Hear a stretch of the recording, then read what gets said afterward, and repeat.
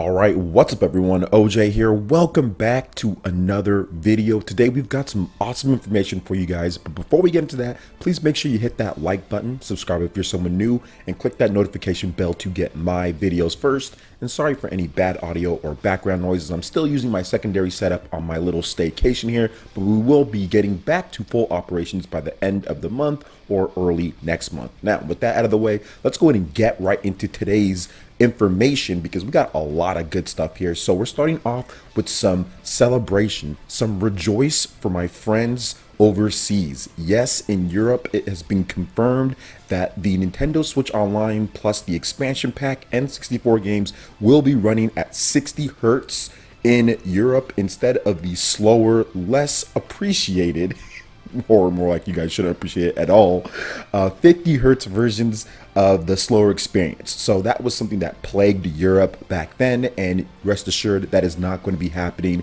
here with the Nintendo Switch Online plus the expansion pack. The official statement from Nintendo reads this: all Nintendo 64 games included with the Nintendo Switch Online plus expansion pack can be played in 60 Hz English language options, or language versions I should say. Select games will also have the option to play the original European PAL version with language options. So there you go. You get the bad, which is the 50 Hz if you want it on certain games, plus you get the standard Western, or more like the US 60 Hz versions of these games, which is something, to me, at least from what I've read on this whole 50 hertz versus 60 hertz, that could be a deal breaker in terms of people actually paying for the Nintendo Switch Online plus the expansion pack. Obviously, Nintendo does not want people to not pay for that. That's obviously going to be a big boost for them this year. Yeah, it was very important that they make sure that they get that 60 hertz version out to everybody so people can play the best versions of these N64 games, because not only that, but there'd be issues, I guess, with online play as well, because some of these games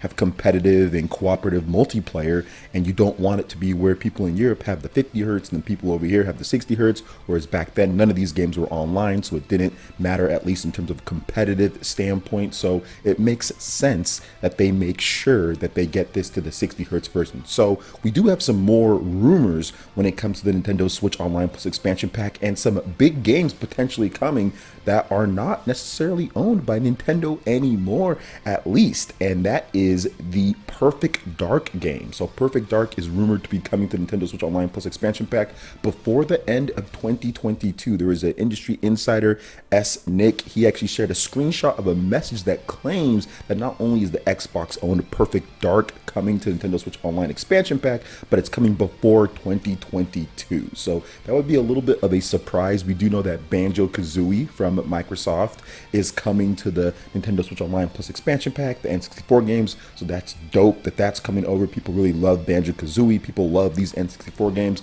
A lot of these games people grew up with. So Perfect Dark, to me at least, that was one of my games that I really played a ton back in the day. GoldenEye as well, but we know that GoldenEye is probably not going to come because of the legal issues or whatever the case is. But Perfect Dark to me is actually better than GoldenEye, especially with the multiplayer and having that 4 players online with bots. That's like a blast from the past that I kind of want to experience, because I loved Perfect Dark back in the day. So that would be pretty cool. But there's also another game that could potentially be coming as well, another rumor about this, and that is Diddy Kong Racing, one of the best racing games in my opinion out there. That could be coming to Nintendo Switch Online expansion pack as well. This is according to Zippo. He's leaked some things before, but he's been wrong on some other things, but I've used him before when it comes to reporting, and he actually got right some of the stuff like Mario Tennis and some of the other things. So he did talk about that, and he said that it's coming down the road. We don't know exactly when that's coming,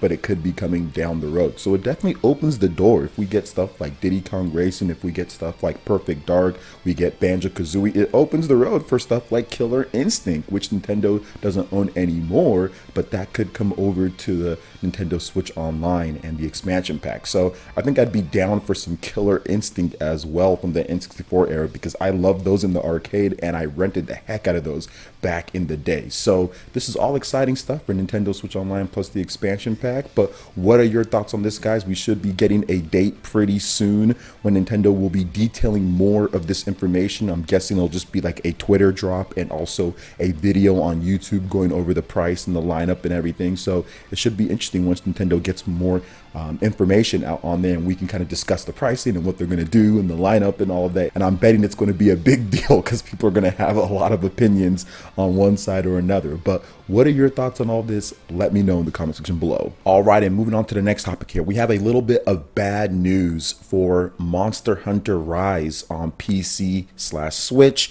and also Monster Hunter Rise Sunbreak, the huge expansion. Now, Capcom did put out a survey not too long ago discussing if players wanted cross-save and also cross-play for Monster Hunter Rise, because the PC version is coming out early 2022, and there are people who have put literally like hundreds if not thousands of hours into Monster Hunter Rise. And when you buy the PC version, you don't want to have to sit there and restart everything up, right? And restart everything up back from ground zero, back from nothing, and then you just have to sit there and play all the time and grind. I mean, there's just so much stuff that Monster fans have had to go through with Monster Hunter Rise on the Switch. And if you want to get the higher quality, right, you want to get that 60 frames per second, you want to get that on your nice rig, like, you don't want to have to restart everything. You just want to be able to just pick up and play and kind of go back and forth. You can use the Nintendo Switch version as like your portable version of the game, then you can use the PC version as like your home console version of the game, or your home version of the game. So that was the plan for a lot of people, but unfortunately you can still do that, but it's not going to be a connected experience, because Capcom has confirmed that they will not be able to do cross save or cross play, which I think that cross play wouldn't be as big of a blow, but the cross save is probably the biggest blow here. So here's what Capcom had to say on the matter. Quote, "We've heard your request for cross save/cross play for Monster Hunter Rise and Sunbreak, but unfortunately, after looking into it throughout the development process, we found we are unable to implement it this time. As always, we appreciate your continued feedback and support." So that is very unfortunate. You're not going to be able to have PC players playing with Switch players and vice versa, and being able to transfer your save data back and forth, which is just, once again, very unfortunate, because this game is newer and they knew that there was going to be a PC version from the beginning, and they still weren't able to get this done when games, for example, like The Witcher 3, that is an RPG that was made, with the Switch, wasn't even in consideration at all, right? That was back 2015 when that game came out. Switch just got its chip announced then, and when The Witcher 3 came out on the Nintendo Switch, they were able to get cross save to the Switch version to where you can go back and forth. So maybe it's because it's a multiplayer game that has just so much components to it. Maybe there's other reasons, but I'm not going to be too hard on Capcom for this, because I did speak with MVG, who's a developer himself, on the Spawncast. You guys know his channel, it's fantastic. And I asked him, like, well, how hard is it to implement this? This was a number of weeks back, and he said that it's very difficult, even if you want to get it done from the beginning, just because of the processes that each system uses, and through Steam and also with Nintendo. And with this, it's even, I thought it would be a bit easier because it's just PC and Switch and you're not having to worry about Xbox and PlayStation. But he did state that it was very difficult to do this, and it seems like they weren't able to get it done, probably without breaking things or potentially wiping your save file or having other issues. So it is what it is there. Very unfortunate, but hey, looks like I'm probably going to skip the PC version of Monster Hunter Rise. Unless they give me a review code, then I'll probably check it out. But I'm not sure if I'm going to put that much time into it, because I've already put a ton of time into the Switch version, so I'll just probably continue playing that one.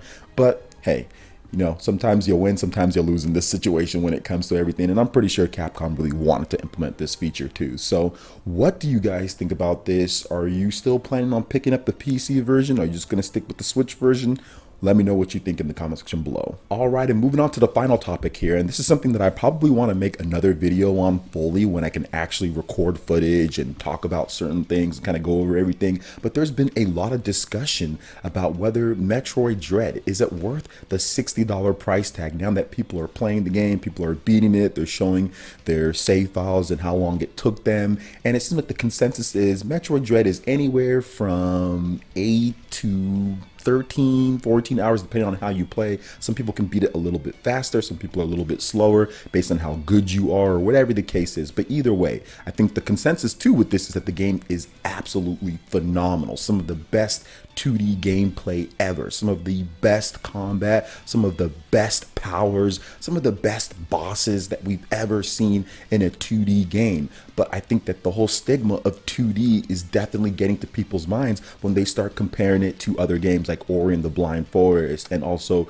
games like Hollow Knight, and they're looking at some of the content those games have compared to Metroid and saying, well, wait a minute, this is this, so therefore this doesn't equal this, and they're looking at the price tag from there. But I've always said that this is a very stupid thing to do, in my opinion, and I'm going to break down just briefly the reason why I think that. The reason why I think that is because it's all subjective. Just because some person loves Ori and they gave it this review score, it doesn't mean somebody else is going to think that it's better than what Metroid does and the type of gameplay that's inside there, because Ori is not a game where you run around with a power suit and you have different types of areas that you can't access with, like, let's say heat or ice or super missiles or bombs. The gameplay, while the structure could be the same with the Metroidvania quote unquote on there, that doesn't mean the gameplay is going to be the exact same as well. It's the same reason why you can't necessarily compare when it comes to content or something like, let's say, a random first person shooter to Halo, because Halo does things differently than this other game, in my opinion. So that's the reason why I say this is silly. If someone doesn't think that it's worth $60 to them based off of another game, that's fine, they can think that, but that doesn't mean that this game isn't worth the price. It's all subjective and it's all based on what the individual likes. So when I see people put up posts trying to say, oh, you're getting robbed, or you're trying to think for someone else, so you're trying to imprint your memories and these weird debate tactics that don't even make sense, because it's like apples and oranges at this point, because of the themes, the graphics, what they do is completely different. Trying to imprint your own thought process on somebody else by saying this to make somebody feel bad about something, it doesn't work on anybody that's headstrong, or it doesn't work on anybody that can literally think for themselves in terms of what they like to play, what themes they like the most. It's all subjective at the end of the day. Now, I've played all these different Metroidvania games out there, and to me, based off of what I've played so far, I'm about 3 to 5 hours somewhere in there. I haven't checked my save file yet, but I know I'm multiple hours into Metroid Dread, and this is the most exciting Metroid game, 2D game that I've ever played. I think this is the most exciting Metroid game, not even just 2D, but just the most exciting Metroid game that I've ever played. And I'm not even done yet. I love the bosses, I love the gameplay, I love the map, I love everything about this game. I'm liking it a lot more than Ori. I'm liking it a lot more than the Castlevania games I've played in the past, some of them. I'm liking it a lot more than all the 2D Metroid games. So to me, it's worth that price of admission. For somebody else, it might not be. But to sit there and say that it's not for somebody because of this, this, and this, it's just weird, and it doesn't make sense to me. The game is super high quality, and if you want to play it, you check it out. If you don't, then play something else. You know, that's really what it comes down to. But those are my thoughts. I'll have more of a comprehensive video about the game and the time and everything once I probably beat it, or once I actually kind of go through more of the game, because I do want to compare it to something else and kind of just a thought process that I have with this type of experience. But that's a video for another day. But what are your thoughts on all the different topics that we discussed here? Let me know in the comment section below. All right, guys, that wraps it up for this video here. Thank you so much for watching. I do appreciate it. Please make sure you hit that like button if you forgot to do so. Subscribe if you're someone new. Click that notification bell to get my videos, and we will see you for the next one. Peace.